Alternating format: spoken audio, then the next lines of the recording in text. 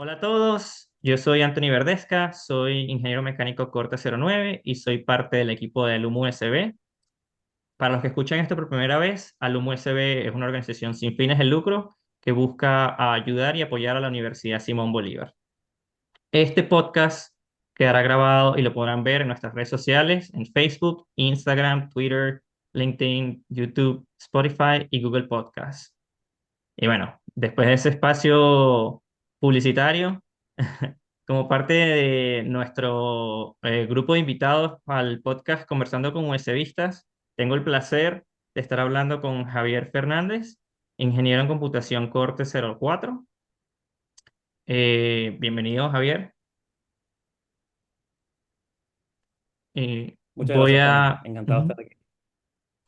El parte de su background, después de hacer su pregrado en la Simón, hizo un máster en inteligencia artificial, si mal no me equivoco, en la Universidad Politécnica de Cataluña, cuya tesis lo terminó llevando al Fútbol Club Barcelona. De hecho, la terminó desarrollando allá y eso fue lo que le dio entrada al club. Ahí continuó su carrera y terminó haciendo un doctorado en inteligencia artificial especializado en Sports Analytics, específicamente en fútbol. Bueno, Javier, después de esa introducción, de nuevo, muchas gracias por estar con nosotros. Yo quiero que me cuentes un poquito eh, porque como sabes, al menos mi generación en Venezuela somos adictos al fútbol y bueno, como a la hora del mano tengo fe. Todos queremos, en algún momento queríamos ser o futbolista frustrado o entrenador. Y bueno, tú encontraste un camino que para mí es impresionante. Entonces, si me puedes contar un poquito de, vamos a decir, tus comienzos en la Simón y tus contactos con el fútbol profesional o no, ¿sabes? O por recreación, pues, ¿cómo llegaste hasta ese punto? Sí, claro, seguro. Yo creo que somos, sí, una generación que vio un poco el fútbol crecer en Venezuela, ¿no? Tal vez cuando éramos niños solo era béisbol y el fútbol, bueno, tuvo varias oleadas de crecer un poco. Tal vez ahora estamos, no sé, en el mejor momento podría ser, o sea, estamos como que ilusionados con la Copa América y demás, así que bueno, contento también de eso. Yo el fútbol, mira, jugué fútbol desde que era pequeño y he estado jugando fútbol toda la vida, pero bueno, a un nivel de amigos, ¿sabes? Como la mayoría, ¿no? Nunca, como que nunca llegué a nada especial, tampoco como que lo buscaba, pero sí fue un deporte que me apasionó siempre.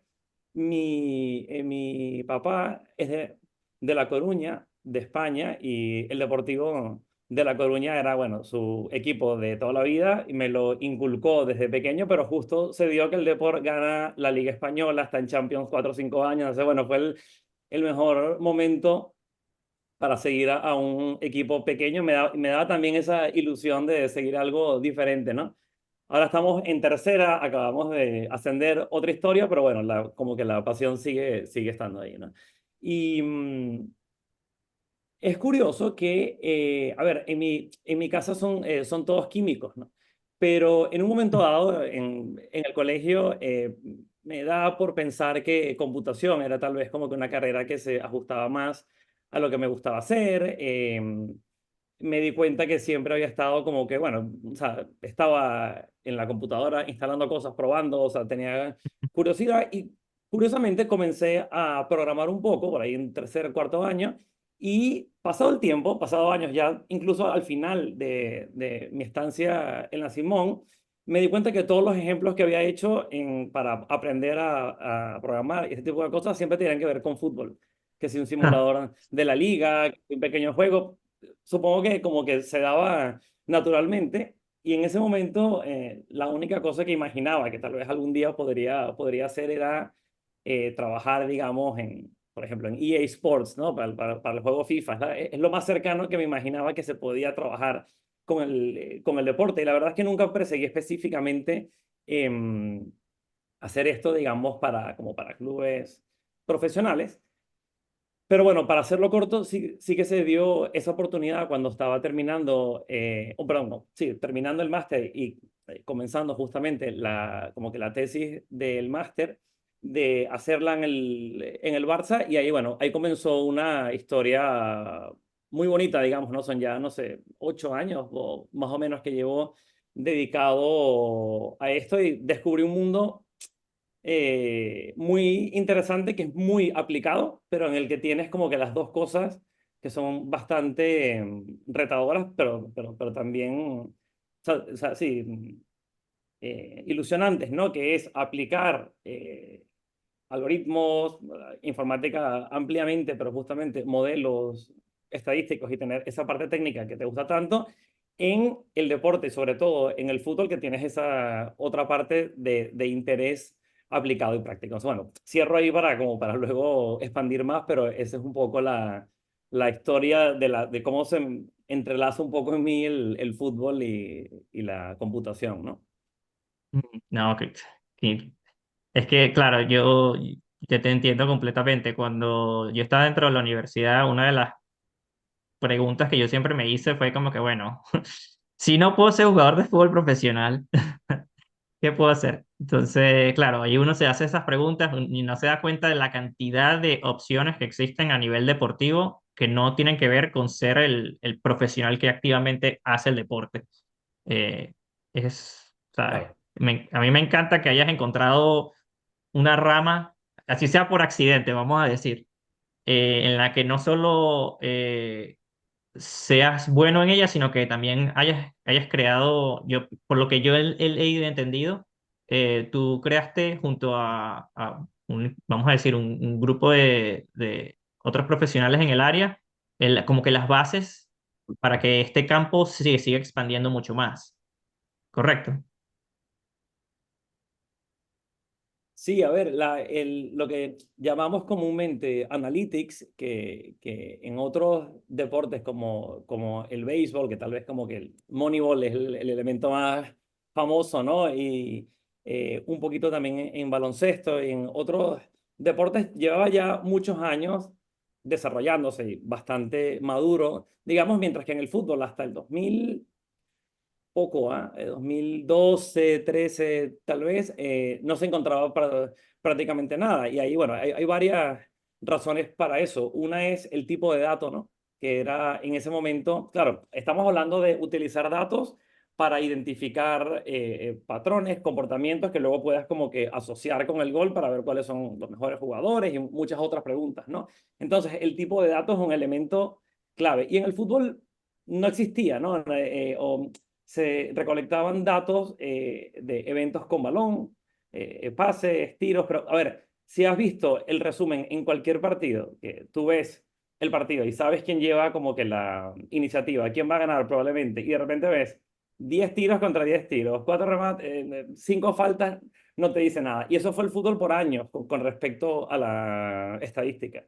Luego pasamos a tener datos con eventos que es un poquito en qué posición en el espacio, o sea, un punto X y Y, ocurre un evento con balón, pases, tiros, duelos aéreos, dribles, que ya te comienza a acercar un poco más a poder hacer un análisis estadístico un poquito más serio, más cercano a lo que es el mundo del fútbol, pero en mi historia en particular, cuando entro, comienza un nuevo tipo de datos, que eso sí fue lo que nos permitió hacer, digamos, tantas cosas nuevas, que lo llamamos el dato de tracking. Tracking es con cámaras haces seguimiento y reconoces dónde están los 22 jugadores y el balón 25 veces por segundo. Entonces, claro, eso Uf, ya te da una riqueza, a ver, técnicamente espacio-temporal, ¿no? Como los jugadores se mueven en el espacio y en el tiempo.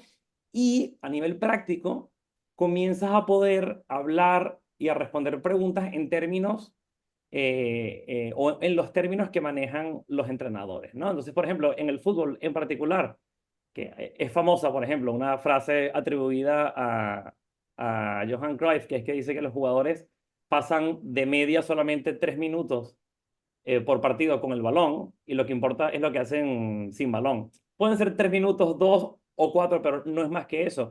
Y el comportamiento sin balón estaba absolutamente perdido en este tipo de datos hasta que tenemos el tracking. Entonces, bueno, sí, con eso fue que comenzamos y de la mano también de entrenadores en el Barça, a entender qué era importante para ellos, cómo era su día a día, qué lenguaje usaban, cuáles son esos conceptos que consideran que te determinan quiénes son los buenos jugadores, los malos jugadores, cómo juega tu rival. eh, y bueno, caímos justamente en ideas como cuantificar el control y el movimiento en el espacio, el valor añadido con goles, con pases, bueno, ese tipo de cosas. Sí, sí. Digo, No, para no no te expandirlo entiendo. tanto, pero si tienes alguna pregunta derivada, encantado de seguir. Sí.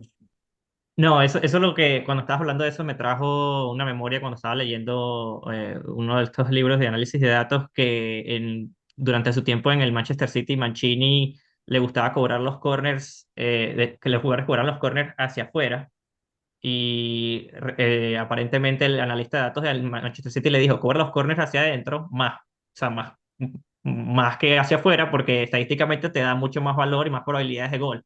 Y Mancini que no, no, no, yo estoy seguro que que estos goles se hacen, los más goles se hacen hacia afuera. Y después, después de un tiempo que empezó a generarle, no generar goles haciéndolos hacia afuera, empieza a generar los goles, los corners hacia adentro, más comúnmente, evidentemente tenías que alterar y empezó a generar mucho más goles. Y bueno, Mancini se quedó como que, bueno, como que los datos sí me dijeron algo que tenía que respetar. Entonces, esa parte me parece muy interesante, que es la de eh, cómo vamos a decir, le vendes a un entrenador que tiene el calibre, vamos a decir un nombre aquí, como un entrenador como Guardiola, como Klopp, cómo le vendes a ellos, mira, los datos me están diciendo objetivamente, o lo más objetivamente posible, que tienes que hacer esto o aquello. Eh, Eso me imagino que no solo te da, no solo necesitas, ¿cómo se llama? Capacidades técnicas, sino también, vamos a decir coloquialmente, labia. Sí, sabes que ahí pasa esto, ¿no? Que en todo analytics, en el deporte, ¿no?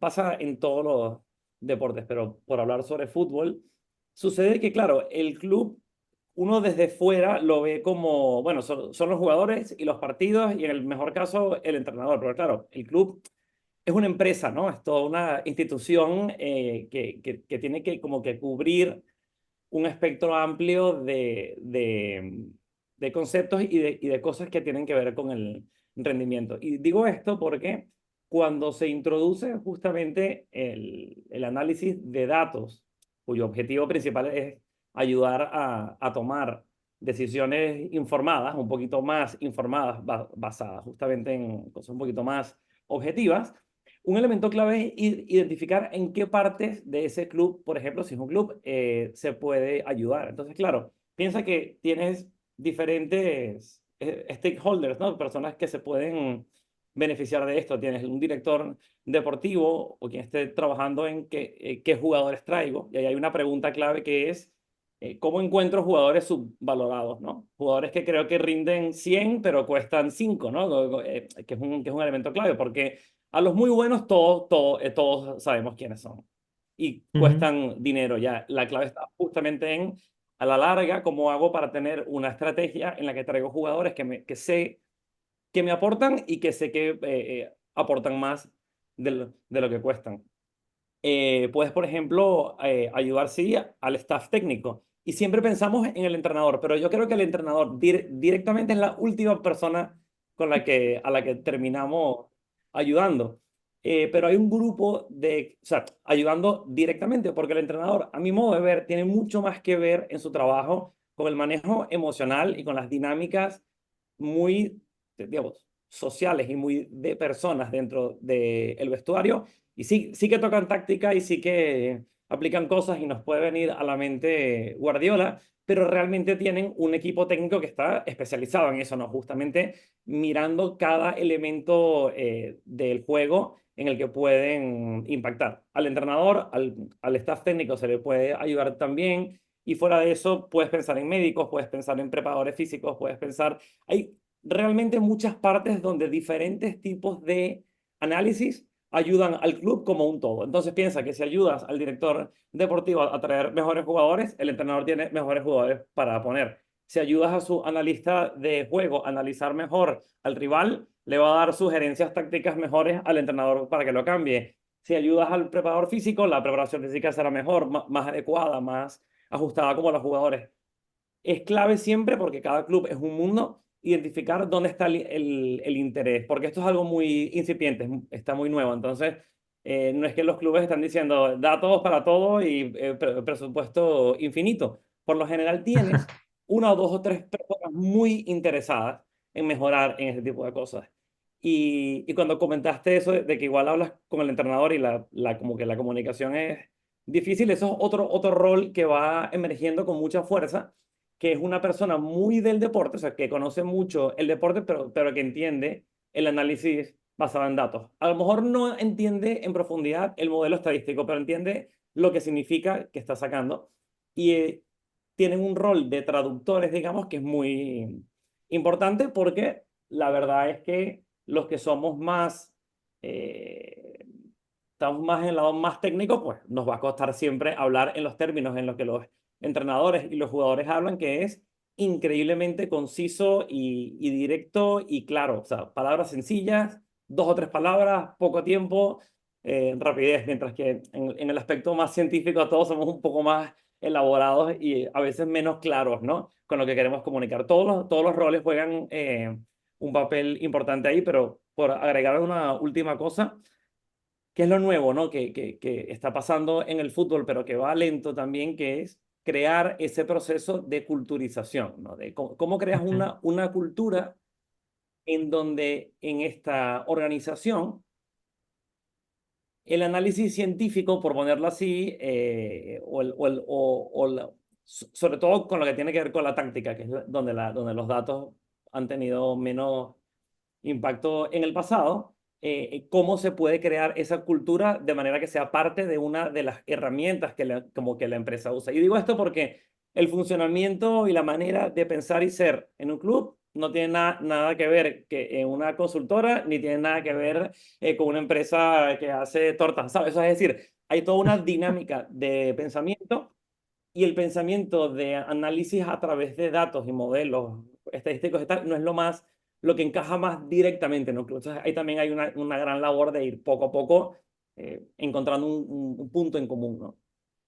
Claro, no todos los equipos son como lo que hizo el Brentford en su momento, que dijeron, bueno, esto va a ser un experimento y empezaron a utilizar análisis de datos completamente. Y ahí es como que, me acuerdo que una vez estuve leyendo un paper el Johan Cruyff, la Universidad Johan Cruyff, o el Instituto Johan Cruyff, en el que estudian al Brentford. Y una de las cosas que decía el dueño del Brentford era que para él era más probable o más fácil mantenerse en la primera división después de, o sea, trabajando con datos, que sobrevivir en la segunda división, porque, ¿sabes? Económicamente, cuando estaba haciendo estudios de datos, no era para, bueno, sí era para obtener mejores jugadores, pero era más que todo para obtener jugadores que ellos pudiesen vender al final, comprar, como tú mencionaste hace poco, comprar jugadores que son menos valorados y revenderlos porque tienen características, tienen cosas que se pueden mejorar. A lo mejor el carácter no es lo suficiente, tiene un carácter difícil, pero las habilidades son lo suficientemente buenas. Bueno, ellos apostaban en que podían mejorar eso.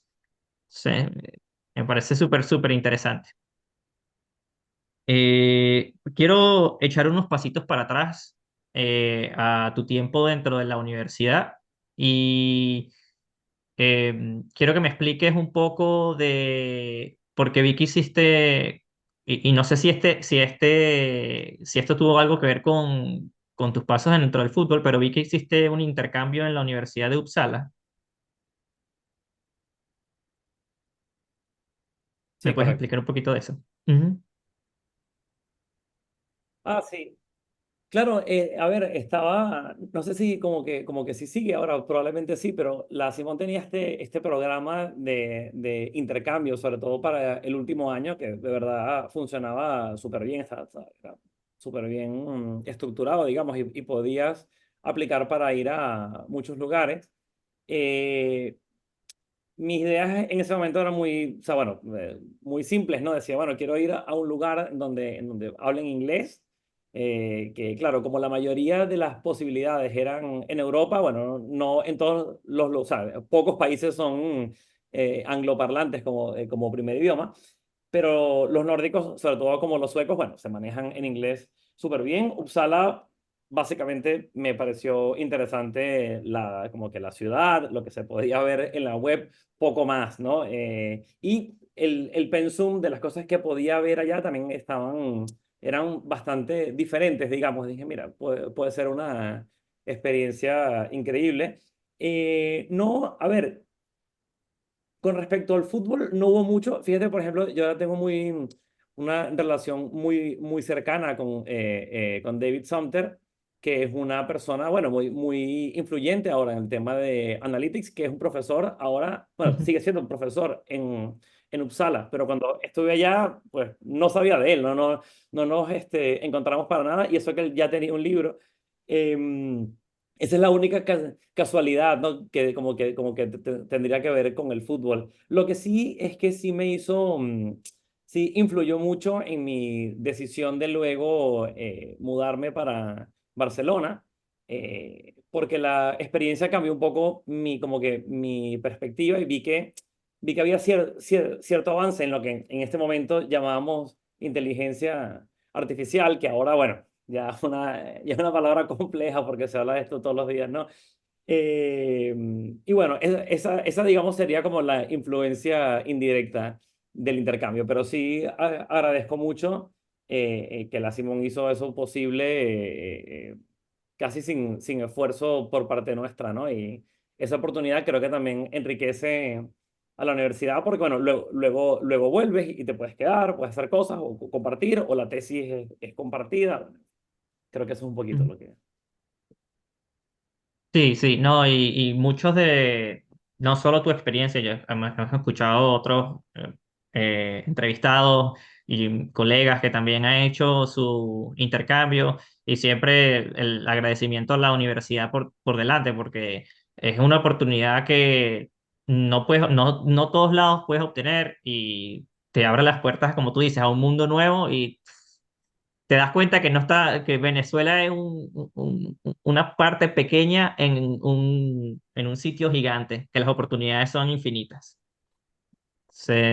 También te preguntaba era por eso, pues, Tal porque vez sabía que David Sumter hizo poco de lo de los de Friends of Tracking, que es como una clase que para el que esté interesado la puedes ver en YouTube, análisis básico de datos futbolísticos.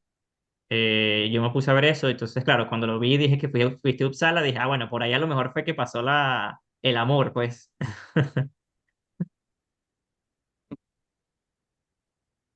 Fíjate que no, de hecho eso pasó, David había hecho su libro, Soccermatics, que fue bastante importante en el momento, pero claro, esto de Analytics también cambia muy rápido, ¿no? Entonces, lo que era hace 10 años no es lo que era hace 5 y no es lo que es ahora, ¿no? Va evolucionando sobre qué hablamos y de qué trata. Y él había abandonado un poco el tema de fútbol, él es un experto en temas como de comportamiento animal, ¿no? Seguir peces y animales y rebaños y bueno, hacer matemáticas sobre eso y le pareció que el fútbol pues se parecía, ¿no? Seres humanos con un objetivo claro en un campo cerrado, ¿no? Pero lo había abandonado y nos encontramos justamente cuando en el Barça estábamos comenzando con lo del tracking y ver esa otra dimensión en el fútbol y recuerdo que me dice, ah, no, bueno, esto vuelve, o sea, ahora hay un renacer, digamos, de lo que podemos hacer en el fútbol, porque ya no es solamente esos eventos, sino que ahora sí podemos mirar cosas mucho más directas. Y bueno, él se vuelve a Uppsala y comienza a trabajar en eso. Si quería, perdón, comentar pequeño paréntesis sobre lo del intercambio, que yo creo que también a todas las personas que como que pudimos irnos, yo creo que podías ver el nivel que te estaban dando o al que podías llegar en la universidad era muy alto y igualmente comparable con lo que vieras al país en el que fuera, porque todas las personas, por ejemplo, que en mi año también se fueron, a ver, tuvieron éxito, les fue bien. No es que tienes que como que sopesar, o sea, ¿sabes? hacer como que equivalencias porque vienes de Venezuela y en Venezuela como que no enseñamos bien, todo lo contrario. Podías ver que en la universidad estaba equiparada con ese nivel mundial y yo creo que eso es sorprendente porque todos tenemos un poco esa mentalidad de, no, no, a lo mejor lo de como que lo de fuera es mejor. Y yo creo que el intercambio también ayudó mucho a eso, ¿no? A que se pueda ver que en la universidad estamos haciendo las cosas bien, creo yo. Sí, yo creo que esto es una temática constante en cada una de las personas, no solo con los entrevistados, sino con, ¿sabes? Mis experiencias personales aquí, las experiencias de muchos de los involucrados en el USB, muchos profesionales, porque, y esto lo estamos diciendo porque hay muchos estudiantes actuales en la Universidad Simón Bolívar que escuchan este podcast porque les interesa saber, mira, a dónde puedo llegar. Lo que me están enseñando realmente me va a preparar para el futuro. Y bueno, aquí les podemos decir con confianza que la universidad te da las herramientas para lograr los objetivos. Una cuestión de creérselo y de saber que, sabes, tienes las herramientas. Hay que confiar en que uno está preparado para afrontar los retos afuera. Y bueno, si alguno de ustedes me está escuchando aquí, que es estudiante, está dudando, no sabe si no está inseguro acerca de hacer algún intercambio, tranquilo que si las cosas son para ti, van a pasar. ¿Ok? Bueno, después de ese momento motivacional, te dejo, ¿qué ibas a decir, Javier? No, déjame agregar justamente a esa ola, ¿no? No, es que yo creo que como que la Simón particularmente, no sé si pasa en otros lugares, tal vez sí, pero este es el que conocemos mejor. Eh, Creo que siempre ha sabido transmitir esa idea de aprender a resolver problemas y a la dinámica en la que la universidad funciona. Y creo que esto es igual en todas las carreras o la mayoría, si no, realmente hace gente muy capacitada para luego salir, enfrentarse a un problema así de genérico y saber cómo llegar a la solución de un problema. Entonces, claro. Es lo que yo valoro más, ¿no? Y creo que lo veo en todos mis compañeros que han, este, mm, cada uno ha cogido diferentes rumbos, y se ve eso, ¿no? Esa característica que yo creo que va más allá de que aquel tópico técnico que te están enseñando en algún momento, o aquella cosa clásica de por qué me enseñan, ¿sabes? Mate 2, o por qué tal, si en la carrera cual esto no se usa en la industria. Siempre pensé que estaba muy bien trabajado esa idea de aprender cuál es la esencia de cómo se piensa en tu carrera, en tu área de aplicación y luego resolver problemas. Imagínate en informática, donde los lenguajes de programación, herramientas técnicas, todo lo demás cambia cada 2, 3 años. Es imposible que lo que te den esté absolutamente actualizado, pero los principios, yo creo que siguen siendo muy sólidos.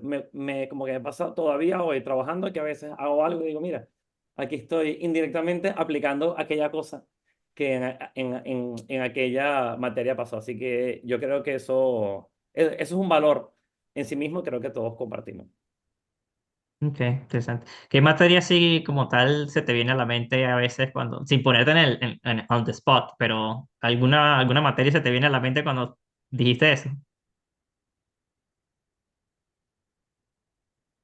Sí, varias, ¿no? Yo creo que ahí sí que hay una influencia, pienso yo, de el profesor. No sé si es porque Ujú. uno en el momento es altamente influenciable o porque es que la gente que está enamorada de lo que hace, pues lo transmite de otra manera, ¿no? Yo admiro mucho al profesor Blay Bonet, que luego cuando averiguas sobre él, bueno, su tutor de tesis es prácticamente una de las ideadores del concepto teórico de la inteligencia artificial mundial, y dice, bueno, teníamos a esta persona aquí de otras dimensiones, ¿no? Y sí, materias como, yo que ya eran como que electivas, diseño de algoritmos, inteligencia artificial 1 y 2, luego había otros profesores en materias que a mí no me encantaron, pero sí que te abrían como que la mente, ¿no? Lenguajes de programación,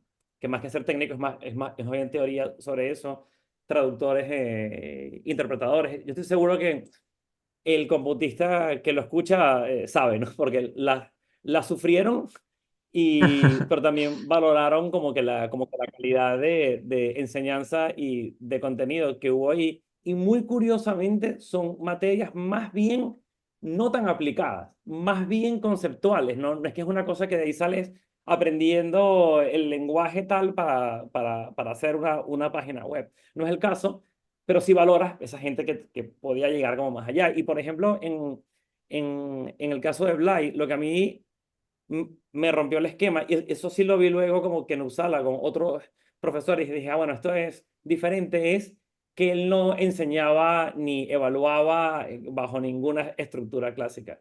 Lo de él era, yo planteo un problema el día uno y cuando te tocaba a la semana 4 ir a presentar el proyecto y pensabas que, bueno, que raspabas, ¿no? Porque no lo tiene nadie, resulta que él dice, ah, bueno, uno lo tiene más o menos bien, seguimos trabajando. Y en la semana 8 decías, bueno, ahora sí, porque hay que hacer otro, seguimos trabajando. Y lo de él era, en los exámenes eran sobre 30 por ejemplo, y ponía 45 puntos. Y te decía, esta pregunta, esta es muy fácil, 3 puntos, esta es muy difícil, esta es un reto. Eh, Cambiaba un poquito la dinámica a ser menos procedimental de tengo que sacar una nota para pasar y más de vamos a intentar embebernos en este problema a ver hasta dónde llegamos. Yo creo que eso fue notable. Y bueno, sí, perdona, pues solo por comentarlo, que siempre, como que lo he tenido en la mente siempre y no sé por qué no pasa. Una cosa que sí hacían en Uppsala que a mí me pareció surreal por lo impactante que es, pero por lo fácil que es hacerlo, que es, terminabas un proyecto y había una reunión, o sea, una clase entera de 2 horas o de una hora donde se reunían todos los estudiantes y el profesor hablar sobre el proyecto. Y el profesor decía, yo lo haría así, y cada uno decía, yo lo haría de tal otra manera. En computación todos son proyectos, ¿no? Estás resolviendo problemas todo el tiempo, pero te quedas siempre en ese momento en el que lo entregaste y lo siguiente que viste fue una nota. Y, por ejemplo, sabemos que el buen programador tiene que ser mejor lector, así como el buen escritor tiene que leer mucho, el buen programador tiene que leer código. Nosotros eso faltaba un poquito, ¿no? Que luego pudieses hablar con el profesional distendidamente y decir, ajá, pero ¿cuáles eran como las claves aquí? ¿Qué es lo que tú habías hecho? Como que esa conexión sí era algo único que tenían allá, pero bueno, obviamente que no pasa todos los días porque tiempo, horas lectivas, es difícil. Claro. Pero bueno, nada, por comentarlo, creo que eso podría cambiar un poquito también la educación en el futuro, creo yo, por exagerar un poquito. No, o sea, está bueno. O sea, todo este tipo de cosas, o sea, este podcast está para aprender, pues estoy seguro que muchos profesores, de hecho, nosotros aquí, poniéndola en el on the spot, seguramente escuchaste de la profesora Chang, la leyenda de la profesora Chang en el departamento de Sí, computación. Ella ahorita es parte de nuestro equipo. Saludos a Carolina. qué Eh, bien. eh, y bueno, nosotros tratamos siempre de estar en contacto con los departamentos y quién sabe, a lo mejor algunas de estas ideas que salen en el podcast las toman en consideración. ¿Por qué no? Em, Considerando, o sea, suena que el profesor que mencionaste probablemente sea tu profesor favorito, no, aquí sin poner etiquetas, pero suena que marcó tu vida, pues vamos a decirlo. Sí, hay varios, pero creo que sí me generó como que un impacto claro que como que todavía recuerdo. Pero en la Simón había muchos profesores así, ¿eh? Yo creo que valoro mucho que había mucha gente con sus maneras capaz de influenciarte, incluso los que no te gustaban mucho. O sea, a lo mejor no personalmente, pero había calidad como porque eso también es riqueza, ¿no? No todos tienen que ser amigos tuyos, ¿no? Así que sí, pero sí, diría que. Qué bueno, está bien, así es. ¿Me puedes contar un poquito? Vamos a saltar ahorita un poquito en el timeline y me gustaría saber, ¿sabes? Pasas tu tiempo en el Barcelona, eh, estás ahí desde enero del 2018 hasta junio del 2021. ¿Me puedes explicar un poquito de tu tiempo dentro del Barcelona? Y bueno, o después de eso, ¿qué estás haciendo ahora? Porque veo que estás en una nueva, como en una nueva empresa, no sé si la fundaste tú con un grupo de colegas. ¿Me puedes explicar un poquito acerca de eso? Sí, seguro. A ver, en el Barça de hecho comienzo en el 2016 o 15, no recuerdo bien, ¿no? Pero sí, Ah, verdad, verdad. Ujú. acaba la etapa en el 21 y creo que hay una experiencia bonita porque cada año fue algo nuevo y construimos un poco ese equipo de análisis de datos que luego creció bastante. Y nada, cada año hubo como que un lugar de aplicación que fue como que especial, ¿no? Un año fue más en temas de cierto staff, otro año fue más en temas de preparadores físicos y al final terminó habiendo una influencia interesante en los jugadores, que son los grandes olvidados de todo esto, ¿no? Nosotros siempre pensamos en entrenadores, directores deportivos y todo el mundo, pero el que más puede decidir cómo cambiar un partido es un jugador. Y los jugadores son increíblemente inteligentes, ¿no? O sea, conocen su deporte y no le vas a decir nunca a un jugador profesional cómo solucionar un problema. Ellos saben exactamente cómo poner el balón donde lo deben poner. Donde sí les puedes como que ayudar es en identificar debilidades que el oponente tiene, este tipo de cosas. Bueno, nada, ese es un poquito como que la historia aplicada ya, pero en paralelo yo estaba haciendo mi tesis doctoral y mi tutor se llama Luke Bourne, es una persona que, bueno, lleva años haciendo cosas en Sports Analytics, en todos los deportes prácticamente, fue también el head de data de la Roma, luego estuvo en Sacramento Kings, y bueno, es una persona, si yo te tuviese que decir solo un nombre que tienes que buscar en Analytics es él, o sea, lo admiro mucho y las personas también, porque él desarrolló un poco una manera de pensar sobre cómo afrontar problemas en Analytics, y siendo él una persona muy, muy técnica, un estadístico puro, muy capaz de decirte cómo un modelo va a funcionar sin ver los datos, ¿no? O sin ver el modelo, desarrolló una manera de pensar muy aplicada. O sea, cómo pensamos primero en los problemas prácticos y después en la herramienta para eso. Mientras que hoy nos encanta hablar de grandes redes neuronales para hacer cosas, se nos olvida un poco el para qué, cómo se usa, cuál es como que la computación. Bueno, él decide formar esta empresa en la que estoy trabajando ahora, lo hace con Doug Fearing, que llevaba el equipo de los Dodgers en béisbol, que también hicieron bueno, no una revolución, pero hicieron, bueno, grandes cosas, ¿no? En el béisbol, sobre todo en estadísticas defensivas que no había y les fue bien. Creo que llegaron, no sé mucho de béisbol yo, pero 2 o 3 series mundiales. Y terminaron diciendo como que, bueno, podemos ayudar en el deporte a hacer ese tipo de cosas. Identificaron un área de aplicación que era ser ese brazo de investigación aplicada de los equipos, ¿no? Los equipos ya tienen 4 o 5 personas, en béisbol pueden tener 10, 12, pero todavía el día a día les come un poquito las tareas. ¿Cómo podemos ayudarlos a trabajar en ese problema, en ese modelo, en esa cosa que no tienen tiempo para trabajar ahora y que nosotros sí podríamos como que dedicarnos y darle ese brazo biónico, digamos, por hablar raramente? Entonces, claro, forman esta empresa, él me invitó a como que a participar y llevo ahí, bueno, a día de hoy unos 3 años ya y ha sido muy interesante. Yo creo que es una manera totalmente diferente de afrontar los problemas. Si cuando estás dentro de un club te embebes mucho en el aspecto social del club, intentas hablar como un entrenador y moverte y ser más del día a día, en este entorno somos un poco más del lado de los problemas y del método científico y bueno, cambia como que el enfoque, pero ha habido, por ejemplo, oportunidad de trabajar en básquet, en fútbol americano y ahora estoy de vuelta a fútbol de nuevo. Básicamente pensando más en qué problemas podemos resolver ahí, a cuál es el conocimiento específico que tú tengas sobre ese. deporte. Y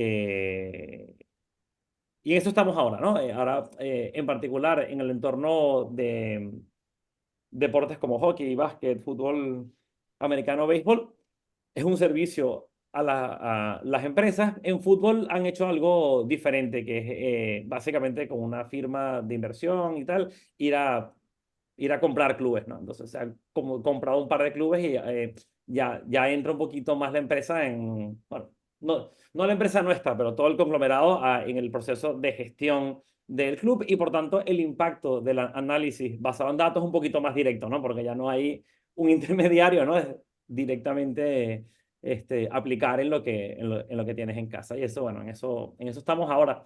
Básicamente, siempre con la eterna pregunta, ¿no? De cómo podemos evaluar a los jugadores mejor, cómo podemos entender el deporte mejor, qué nos falta medir, cómo evaluamos métricas, cómo comunicamos lo que decimos que ese número que se ve tan bonito, con tantos colores, en realidad es práctico o no, predice el futuro. Es un problema eterno, ¿no? Por su propia complejidad y porque el deporte va cambiando también en sí mismo. Cada vez que vemos un mundial o una Euro, vemos cómo cambió el deporte, ¿no? Tal vez esta Euro es lo físico que estamos ahora, y la velocidad que no lo veías hace 10 años en la época del juego de posición de España. España ahora es vertical y rápida y todo lo demás, no es lo otro, ¿sabes? Entonces eso también tienes que irlo incorporando. Claro. Me imagino que después de unos años de estar metido en este rol, ahora cuando ves fútbol en la televisión, la perspectiva que tienes debe ser completamente distinta a la que tenías cuando era un chamo, pues. O sea, me imagino que tú estás pensando en, no sé, esto es, obviamente, estás pensando en varias cosas en la medida que ves los partidos, en vez de estarle gritando a alguien, oye, bro, ¿por qué no te metes por allá? Ahora, no sé si te Mira, pasa.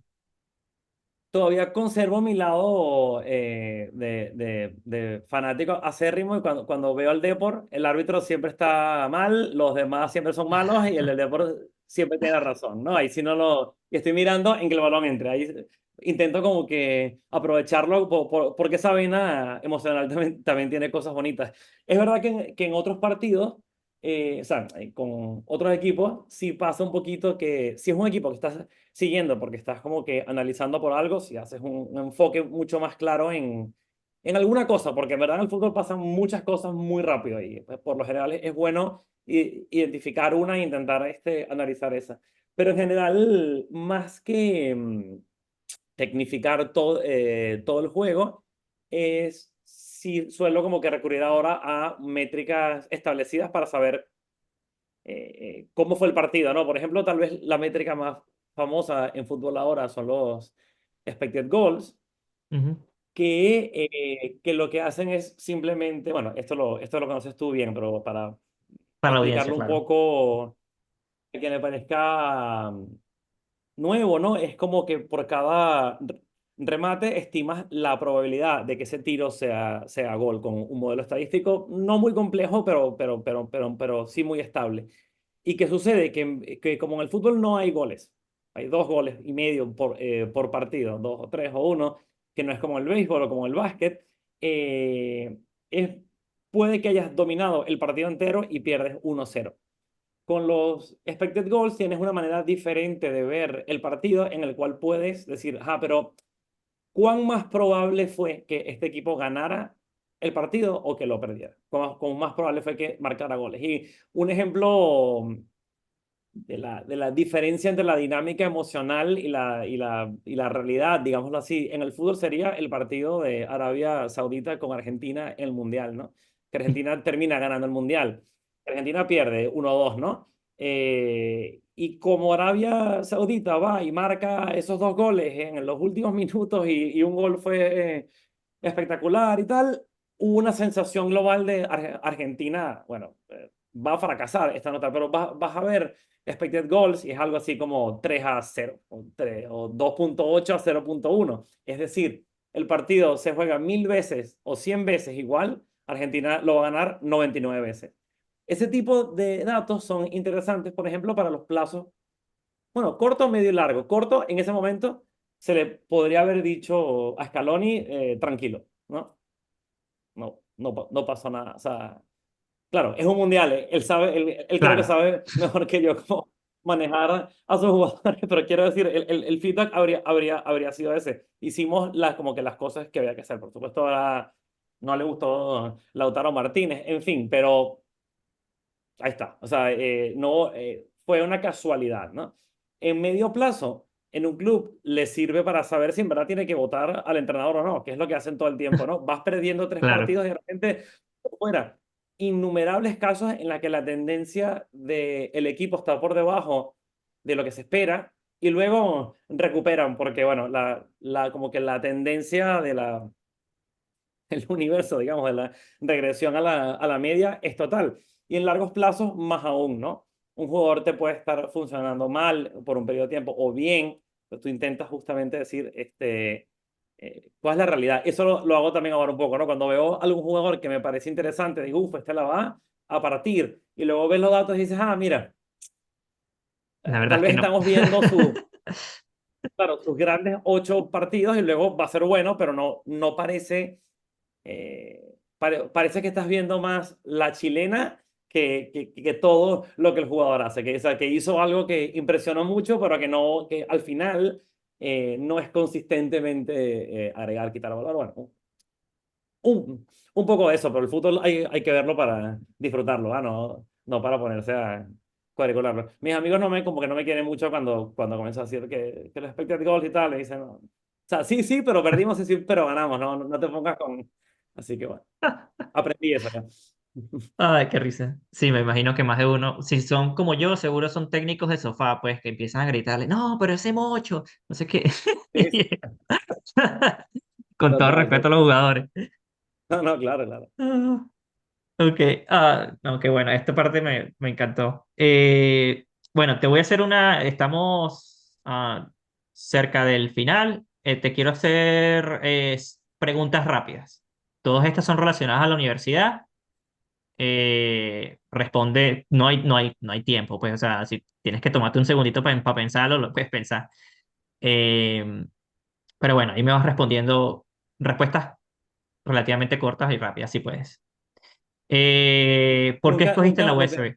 No. nunca fui la persona de la... Ay, Ah, perdona, perdón. perdona, es que como que te tengo en delay y hablé sobre ti. Digo, nunca fui una persona de respuestas cortas y concretas, pero bueno, intentaré porque debería hacerlo más. Adelante, perdón, ¿eh? Sí. Ujú. ¿Por qué escogiste la USB? Estudió ahí mi papá, mi mamá, mis tíos, mi hermano, y aunque estamos en Barquisimeto, creo que estaba escrito en piedra casi, ¿no? Que tenía que ir para allá. Creo que esta ya me la respondiste, pero bueno, a ver, ¿qué recuerdas de la universidad? Recuerdo mucho, pero yo creo que por ser concreto en entrar y llegar y estar ahí, yo creo que la Simón era un oasis dentro de Caracas y esa sensación de lo bonito que era, pero de esa protección, ¿no? Un poco como que tienes ahí y ese ambiente diferente. Así que estar, ¿ah? Así de sencillo estar ahí. De verdad que la universidad se sentía como una burbuja dentro de todo lo que era el ecosistema de nuestro país. Materia más retadora.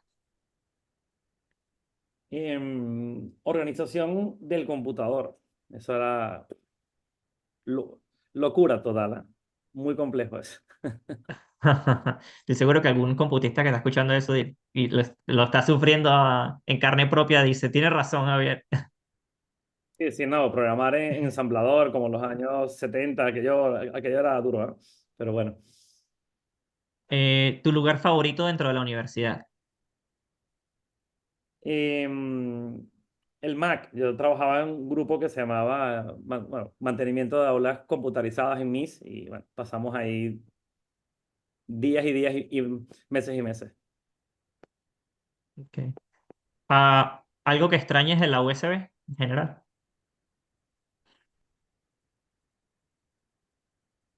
Lo mismo que antes, ¿ah?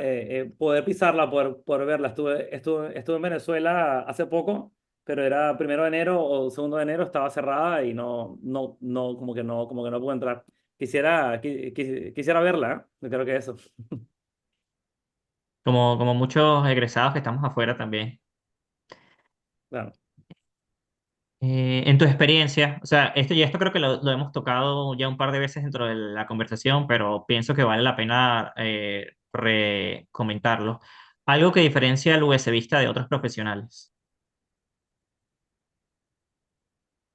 ¿No? Resolver problemas. Yo creo que sale todo el mundo increíblemente capacitado en resolver con lo que tienes y saber que es un trabajo terminado. Que eso es muy difícil, ¿eh? Todos llegamos, es fácil llegar al 90%. Terminar las cosas es complicado. Yo creo que eso es una característica común del egresado de la CIMAN. Ok, de acuerdo 100%. Yo creo que nacimos para resolver problemas. Eh, ajá, esta está buena. No sé si tú eras fanático del Ampere, pero ¿cuál era tu comida favorita del Ampere? Creo que pedía siempre croissant de queso guayanés, eternamente, ¿eh? Está bien, está bien. No sé si me Eh, gustaba mucho, no, pero sí recuerdo haberlo pedido 100 veces, ¿sabes? Así que, esta pregunta esta causa bastante controversia. a ¿Fanático ver. del jugo de guayaba o no? Fanático tardío, ¿ah? O sea, gran odiador por años y años y cuando sales y dices, coño, ¿cómo me quejaba tanto del jugo de guayaba tan bueno que es? Así que bueno, es complicado responderlo hoy. En el momento habría dicho que tiene que estar baneado para siempre, pero tú sabes cómo es, ¿no? Que- Sí, tal cual. Esa, de hecho, hace poco le sacamos una, un post en redes sociales y eso fue lo que causó controversia, pues. Sí. Ujú. Eh, bueno, déjame ver si tengo aquí otra pregunta buena. Eh, bueno, depende mucho de la persona, pues, pero porque he tenido compañeros que preferían un 1-2 que un 7-8, pero ¿tenías algún bloque de clase favorito? Creo que literalmente todas las materias que vi 1 2 nunca fui, o sea, nunca llegué a ninguna clase. No podía, o sea, era una cosa que era imposible hacerlo. Así que creo que escogía 7 8 por obligación física, ¿sabes? No, simplemente como que me costaba una barbaridad. Y soy muy mala persona, son muy poco morning people, así que yo creo que 7 8. Está bien, está bien. ¿Tú estabas en residencias cuando estuviste en la Simón? Sí, sí. Ok. Ahí cerca del campus. Sé que habían varias residencias, pues, pero... No, todo. Estuve en el Cafetal por varios años y luego por la Trinidad y tal. Nunca tan cerca por los Guayabitos Ajá. y estas zonas. Es decir, que igual costaba. De hecho, estaba en el Cafetal, pero tenía que ir al Chacadito o a Chacao o a Plaza Venezuela para agarrar para agarrar Tazón, ¿sabes? Entonces era como que dar una vuelta por toda Caracas para llegar. O sea, tardaba hora y media, 2 horas fácil. Y tampoco soy yo como que el madrugador, o sea que tampoco salía como que en el momento correcto, así que esa era parte del problema. Ok. Y bueno, esto no tienes que ser corto, pues, pero ¿qué le dirías a un estudiante que está pensando, después de escuchar esto, oye, a mí me gustaría involucrarme en este mundo del Sports Analytics, independientemente del deporte? ¿Qué le dirías a ese estudiante, a lo mejor sin presión, pues, pero o sea, ¿qué le recomendarías? ¿Cuáles serían tus recomendaciones para ese estudiante? Mira, yo creo que lo primero es que va a disfrutar mucho, porque si alguien quiere hacer esto es porque el deporte le gusta y va a sentir como que sí, mucha felicidad, ¿no? De poder trabajar con cosas del deporte que le son cercanas. Hoy en día hay muchos recursos. Es muy importante ir a buscar con mucho detalle lo que hay, porque hay mucho, pero a veces a lo mejor no está en el primer enlace de fútbol, digo, de Google. Por ejemplo, en el fútbol ya hay 4 o 5 cursos, pero sobre todo un par gratis que te dan una introducción increíble. Hay datos públicos en el básquet, hay muchos datos públicos en el béisbol, hay datos públicos de calidad, con lo que se puede llegar a un nivel, digamos, por lo menos intermedio en lo que se puede hacer muy bien. Y casi siempre hay 2 o 3 blogs o lugares que son la gran referencia, que están, donde están todos los estudios. Buscar en Twitter las personalidades que están trabajando en esto y que comparten, escribirles, mandarles un mensaje directo y, bueno, intentar hacer como que la pregunta de siempre, ¿cómo comienzo? Pero habiendo hecho como que tu tarea antes y te van a poder como que indicar con seguridad. Creo que yo nunca había, o sea, ese, como que a mí ese concepto de soy parte de una comunidad, nunca lo había como que entendido mucho, ¿no? ¿No? Y la verdad es que Analytics logra unas comunidades muy cercanas. La gente busca más como que apoyarse y colaborar y aplaudir cuando alguien hace algo. Y por último, que esto es una recomendación típica, ¿no? De hecho, la primera cosa que puedes buscar es cómo trabajar en Analytics, en el deporte X, y siempre hay un post famoso que te lo explica. Pero hay que hacer. Se puede leer, se puede ver videos, se puede buscar, pero hay que hacer. Tienes que bajarte unos datos, plantearte una pregunta y generar algo. Y ese algo, preguntarte también por qué es diferente, cómo lo comunicaría, qué haría. Porque esto va también mucho de comunicarlo. Eh, y eso, se van a divertir mucho. Creo que eso. Es más fácil divertirse con eso que ¿sabes? Un problema como que te llega como muy lejos. Aquí en los datos de, no sé, en fin. Así que eso. Perfecto. No, muchas gracias. Estoy seguro que hay veces que uno necesita escuchar esto de alguien que está en el campo y que dice, oye, sí se puede. Oye, no me gusta pararme temprano, pero alguien que no le gusta pararse temprano lo logró, así que sí se puede. Sí, Pero sí, yo creo bueno. que Ujú. el Asimov siempre somos como que obligados a poner mucho músculo, ¿no? Mucho esfuerzo y muchas horas. Y yo creo que ya eso lo tienes. Entonces, es simplemente trabajar como en las cosas y más globalmente sobre resolver problemas, identificar cuando un problema está terminado, ¿no? Yo creo que cuando algo se puede entregar, no dejar las cosas a medias, que no significa ser perfeccionista, pero cerrar. Yo creo que esa es la habilidad número uno, diría yo, ¿no? Para poder tener, digamos, éxito en el trabajo con que sea lo que hagas, ¿no? Que es, te dan un problema y se encuentra una solución. En la Simón creo que te capacitan bien para eso y esta gente que se quiere meter en este mundo, eh, o sea, que cuando lo digas, mira, hice esto tiene un nombre. No tiene que ser bonito, no tiene que ser perfecto, pero sí que diga algo, ¿no? Perfecto. Bueno, Javier, nuevamente muchas gracias en nombre de Alumni USB por concedernos esta entrevista y muchas gracias por dejar el nombre de nuestra universidad y nuestro país en alto. Yo personalmente, y bueno, de parte también de Alumni USB, te deseamos mucho éxito en tus futuros planes y en tu vida profesional. Yo siento que lo has logrado demasiado. Aquí como un fan de lo que he visto de tu trabajo, me parece que es impresionante y espero que sigas haciendo mucho más. También quiero agradecerle a todos los que nos ven y nos escuchan. Y si tienen alguna sugerencia de un vista al que les gustaría escuchar en nuestra sección, la puedes compartir a través de nuestras redes sociales o a nuestro correo electrónico entrevistas@alumusb.org. Recuerden que esta entrevista va a estar en todas nuestras redes sociales. Y bueno, nuevamente muchas gracias, Javier. Espero que tengas un buen resto del día y sigue partiéndola en el Sports Analytics.